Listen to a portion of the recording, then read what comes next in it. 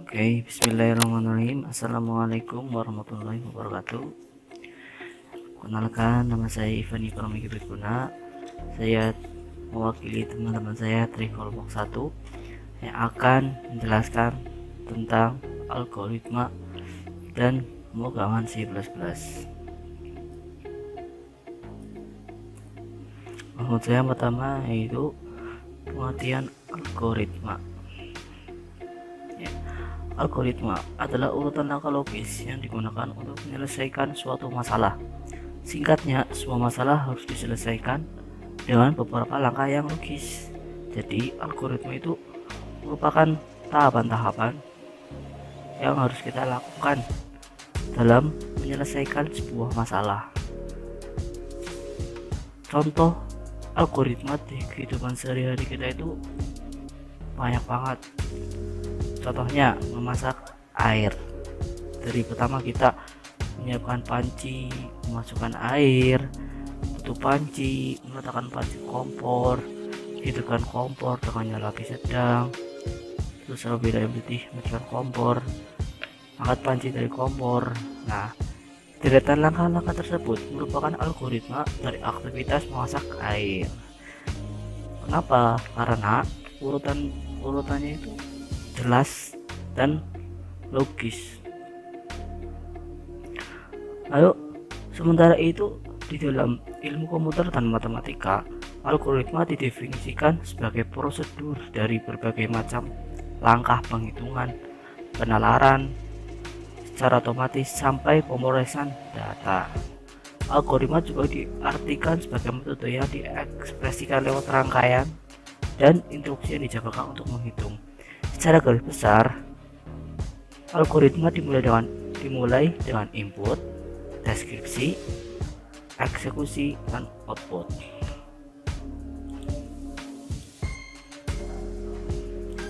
Lalu, sejarah algoritma.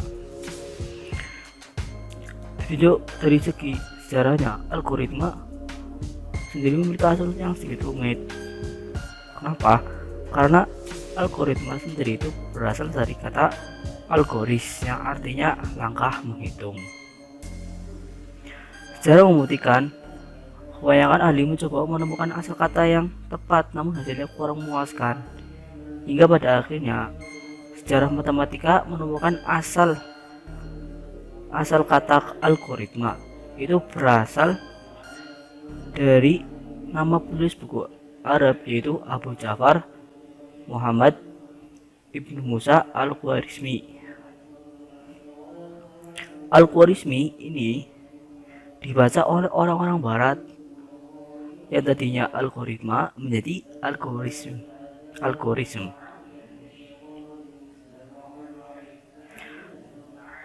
Buku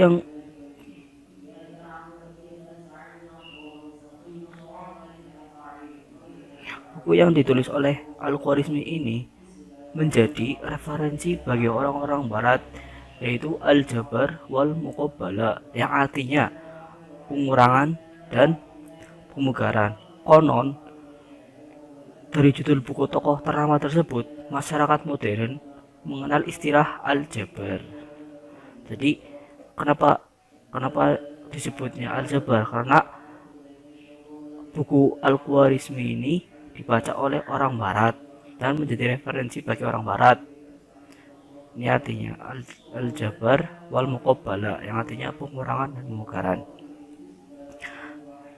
Perubahan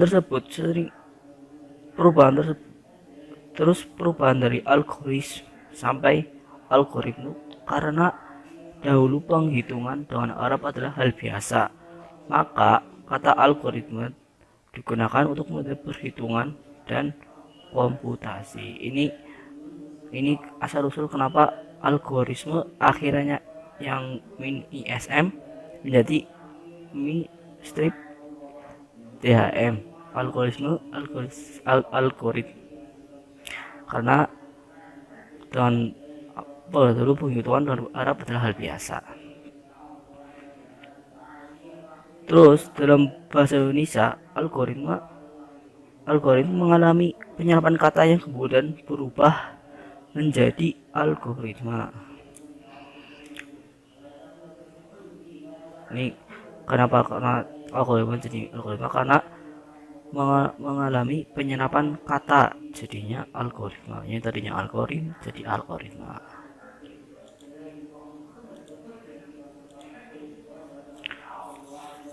Terus perbedaan antara algoritma dan program.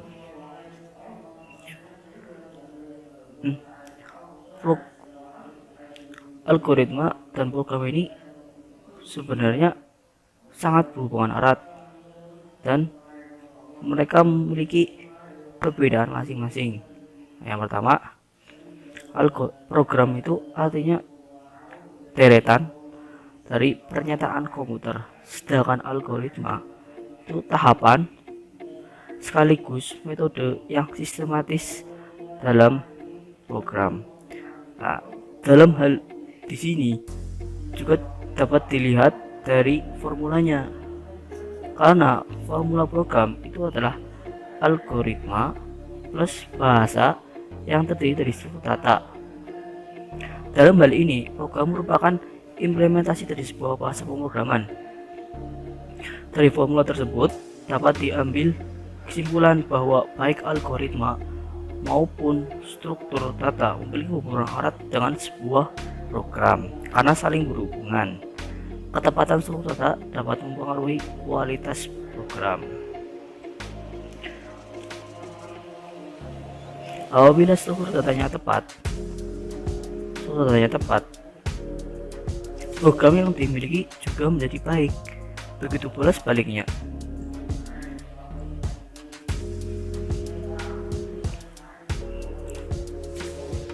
Lanjut untuk fungsi penggunaan algoritma. Dari fungsinya ini, algoritma adalah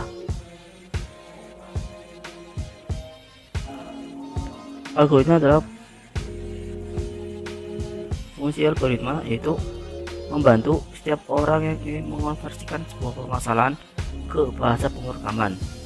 Kedua, memudahkan pembuatan program yang dikerjakan programmer. Ketiga, penggunaannya yang berulang kali karena dapat meminimalisir kesalahan dan bisa lebih cepat mengenali kesalahan. Dari fungsinya ini, algoritma adalah hasil dari pemikiran yang terkonsep sehingga perintah dalam algoritma dapat dilaksanakan oleh komputer lewat bahasa pemrograman. Terus manfaat, dalam segi manfaat, algoritma itu digunakan pada pemecahan masalah program yang rumit baik besar maupun kecil. Terus mengatasi masalah secara urut dengan logika yang tepat. Lewat algoritma kita dapat melakukan pendekatan top down maupun divide and conquer. Terus dilihat dari segi keuntungan, merupakan pemecah masalah yang efektif dan efisien. Bila dilihat dari segi keuntungannya, algoritma merupakan pemecahan masalah yang efektif dan efisien digunakan. Algoritma melibatkan beberapa hal, diantaranya proses, poin dalam keputusan utama, dan variabel pemecahan masalah. Lewat algoritma, pemecahan masalah tersaji dengan jelas dan terperinci, sehingga kelemahan dalam proses dapat teridentifikasi. Lebih dari itu, algoritma memberikan kejelasan dalam evaluasi kontrol analisis.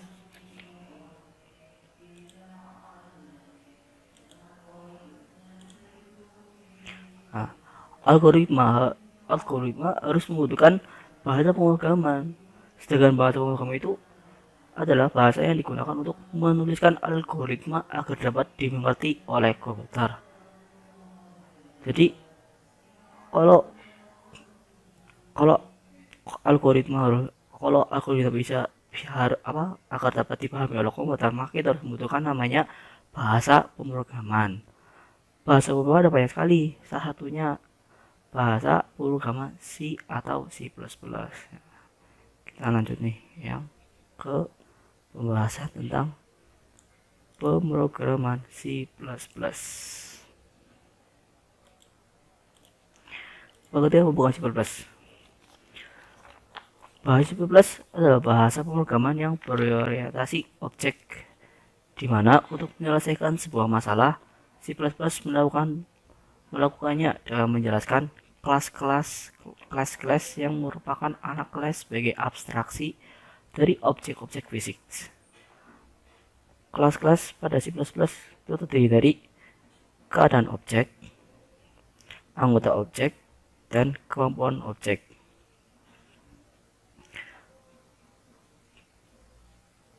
Bahasa C++ merupakan bahasa turunan dari bahasa C dan juga merupakan saudara dari bahasa lain turunan bahasa C, yaitu Visual C++ dan C#. Adapun bahasa C merupakan bahasa yang prosedural, yaitu untuk membuat prosedur dalam menyelesaikan sebuah masalah. Jadi jika disimpulkan, bahasa pemrograman C++ memiliki dua konsep, yaitu data dan algoritma. Data pada C++ merupakan bahan yang akan diolah, sedangkan algoritma adalah metode pengolahannya. Adapun bahasa pemrograman C++ adalah bahasa pemrograman yang berorientasi pada objek dan konsep data, algoritma, dan tipe data.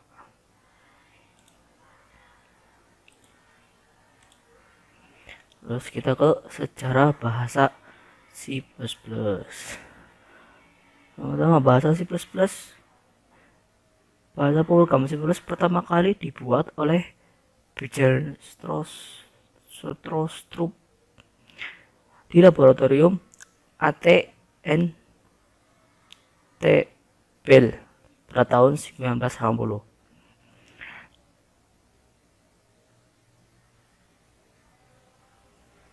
Bjørn Stroustrup pertama kali membuat C++ ketika ia sedang melakukan pekerjaan untuk meraih gelar sebagai PhD. Ia membuat sebuah tesis pada salah satu bahasa pemrograman yang bernama Simula. Simula itu adalah bahasa yang digunakan untuk simulasi. Salah satu variannya adalah The Simula 67.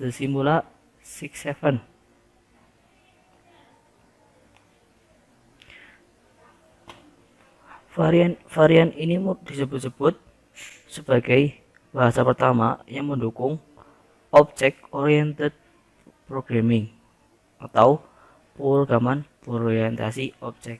Jadi Simula ini disebut-sebut sebagai bahasa pertama yang menggunakan pemrograman berorientasi objek sebelum C++.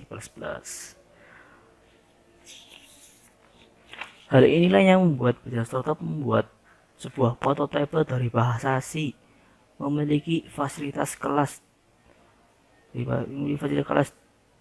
dan juga dipercanggih dan diberi nama C with class, bahasa C dengan kelas.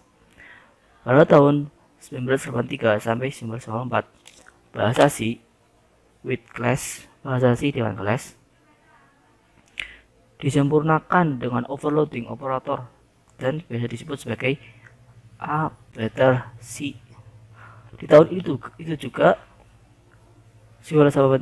pada tahun 1993 yang tadinya A better C diganti dengan nama baru yaitu C++. C diambil dari bahasa pemrograman, sedangkan simbol plus plus merupakan tingkat penaikan pada operator C dan ditunjukkan sebagai versi yang lebih canggih dari bahasa C.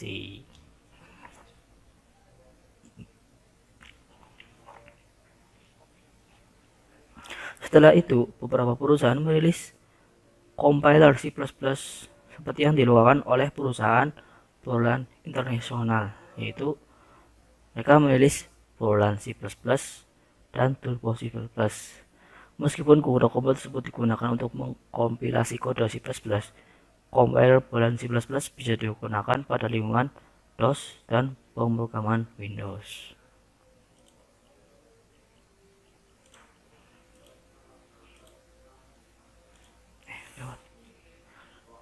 Berikutnya itu struktur bahasa pemrograman C++. Pada dasarnya penulisan bahasa C++ seperti penulisan bahasa C karena C++ sendiri merupakan bahasa turunan dari bahasa C yang diperluas sehingga kita bisa menggunakan bahasa C di dalam C++. Struktur dalam bahasa C++ terdiri dari kumpulan baris pernyataan atau perintah dari jumlah blok fungsi dan keyword.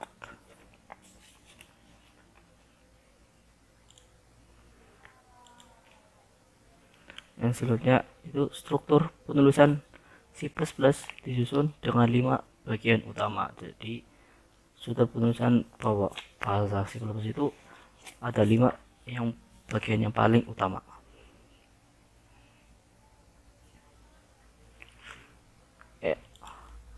Yang pertama itu prosesor direktif pengarahan kompilator. Yang kedua deklarasi. Yang ketiga definition atau definisi. Yang keempat comments atau komentar. Dan yang kelima statement atau expression, pernyataan atau ekspresi. Lanjut masalah selanjutnya yaitu tipe data C++. Tipe data C++ terdiri dari yang pertama tipe data primitive C++. Tipe data ini dibagi menjadi 3 jenis yang terdiri dari tipe data angka, karakter, dan logika. Yang kedua tipe data dengan ukuran dan jangkauan memori memodifikasi dengan tipe modifier seperti short, long, second, and second. Contohnya int main kurung buka kurung tutup kurung buka code lebih kecil tanda kutip sys of char x2 tanda kutip lebih kecil kurang dari sys of kurung buka char kurung tutup kurang dari n dan lain sebagainya. Yang ketiga yaitu tipe data baru dengan tipe def. Kita bisa mendeklarasikan variabel dengan tipe data custom yang telah dibuat dengan tipe def. Contohnya tipe def tipe data nama baru. Yang keempat tipe data enumerasi dalam C++ digunakan untuk data yang sudah diketahui jumlahnya dan tidak banyak. Contohnya enum color kurung buka red, green sama dengan 5, blue buka titik koma. Yang kelima tipe data boolean bool. Tipe data yang mempunyai 2 pilihan yaitu true kurung buka 1 kurung tutup dan false kurung buka 0 kurung tutup. Contohnya int main kurung buka kurung tutup kurung buka int angka titik koma bool hasil titik koma code kurang dari tanda kutip masukkan angka sama dengan tanda kutip titik koma sin lebih besar angka.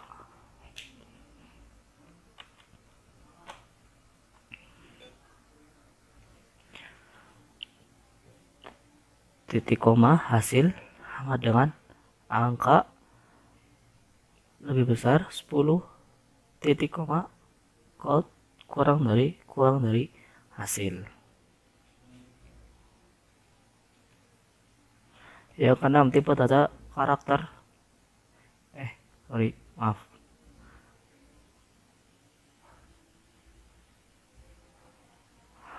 yang keenam yaitu tipe data karakter kurung buka share kurung tutup tipe data untuk memesan memori dengan format teks yang berkarakter tunggal seperti angka, huruf, dan simbol. Contohnya int main kurung buka kurung tutup cara nilai dan seterusnya. Yang ketujuh, tipe data integer atau int. Tipe data numerik untuk menyimpan data dengan bentuk bilangan bulat. Contohnya int main kurung buka kurung tutup kurung buka int dan lain sebagainya. Nomor 8, tipe data floating point dalam kurung float, tipe numerik untuk menyimpan nilai pada memori yang bersifat pil pecah, real, atau eksponen. Contohnya int main float dari hasil const float pi sama dengan 3,14 titik koma dan lain sebagainya. Yang 9, tipe data double floating point. Double tipe data untuk menyatakan bilangan pecah, real, atau eksponen. Sama seperti float, namun penyimpangan angka membutuhkan memori lebih besar. Contohnya int main kurung buka kurung tutup kurung buka double jari koma hasil titik koma const double p sama dengan 3.158.000 titik koma yang lain-lain. Tipe data string.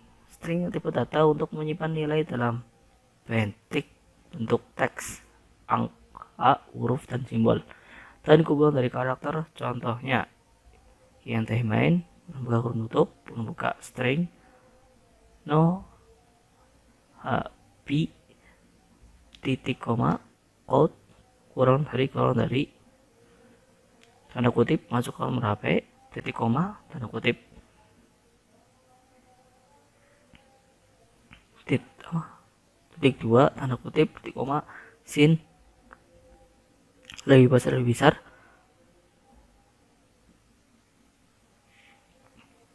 no p titik koma.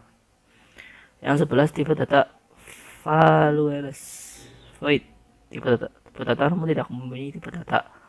Namun void sendiri termasuk dalam kategori tipe data yang bisa digunakan pada function yang tidak memiliki return value.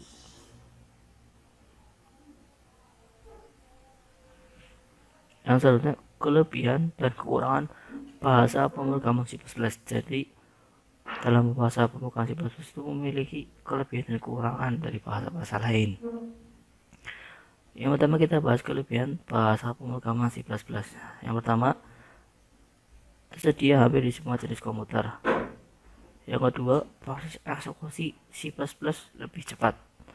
Yang ketiga, sedikit kata kunci, hanya sekitar 48 kata kunci. Yang keempat, fleksibel dan juga portable untuk semua jenis komputer. Yang kelima, tingkat bahasa pemrograman menengah middle level language. Yang keenam, bahasanya terstruktur dan termasuk bahasa pemrograman OOP, Object Oriented Programming. Yang ketujuh, kode yang bersifat reusable bisa digunakan kembali pada project lain, tentunya dengan library dan file header. Yang ke-8, bisa membuat aplikasi grafis prosesor dengan kualitas tinggi. Yang 9, dukungan function dan kelas library, pustaka, fungsi, dan kelas sehingga bisa digunakan untuk pembuatan aplikasi makro. Yang 10, bahasa yang sudah memiliki standar ANSI yang bisa digunakan di berbagai platform. Itu termasuk kelebihan bahasa pemrograman C++. Ini yang selanjutnya, kekurangan bahasa pemrograman C++. Yang pertama, bagi pemula biasanya susah dalam menggunakan pointer. Ya, karena C++ sendiri itu memang dari awal udah kita tulis normal gitu. Maka ya bahasa lain tuh bisa kita dengan mudah secara otomatis akan tampil bahasanya. Tapi kalau di C++ tuh kita harus ketik mandi atau ketik ulang gitu. Yang kedua, bersifat case sensitif, yaitu beda dalam penggunaan huruf besar dan huruf kecil. Ketika huruf besar ya akan salah, apalagi kesalahan huruf kecil. Yang ketiga, membuat program dan bahasa C++ terasa sulit. Yang keempat, implementasi C++ pada IT sangat sedikit. Yang kelima, banyak operator dan juga fleksibilitas dalam program yang membingungkan para pemula. Selanjutnya ada perbedaan antara pemrograman C dan C++. Bahasa C++ sendiri merupakan bahasa turunan yang telah disempurnakan dari C. Ada perbedaan dari bahasa C dan C++ dari berbagai hal sebagai berikut. Yang pertama, penuh bahasa C adalah bel, telepon, sedangkan C++ adalah belajar, strup. Yang kedua, cakupan yang dimiliki C++ lebih besar, sehingga C++ sendiri bisa menjalankan bahasa C, sedangkan bahasa C tidak bisa menjalankan C++. Bahasa C termasuk dalam bahasa pemrograman prosedural, sedangkan C++ termasuk menggunakan OPP, Object Oriented Programming. Perbedaan dalam sudut pandang data. Untuk bahasa C, data termasuk dalam entitas yang terpisah dan bebas seperti prosedur dan fungsi. Sedangkan C++ seperti yang sudah dijelaskan di atas. Bahasa C++ mendukung polimorfisme, inheritance, dan enkapsulasi, sedangkan bahasa C tidak. Perbedaan dalam manipulasi data oleh kode luar. Bahasa C++ mendukung informasi yang private atau protected. Maaf, pencet. Sedangkan bahasa C tidak. Bahasa C++ mendukung operator overloading, fungsi struktur, variabel, referensi, fungsi virtual, sedangkan bahasa C tidak. Dan perbedaan lain dalam hal selain hal di atas, seperti standar template library, exception handling, tipe data, dan penulisannya. Itulah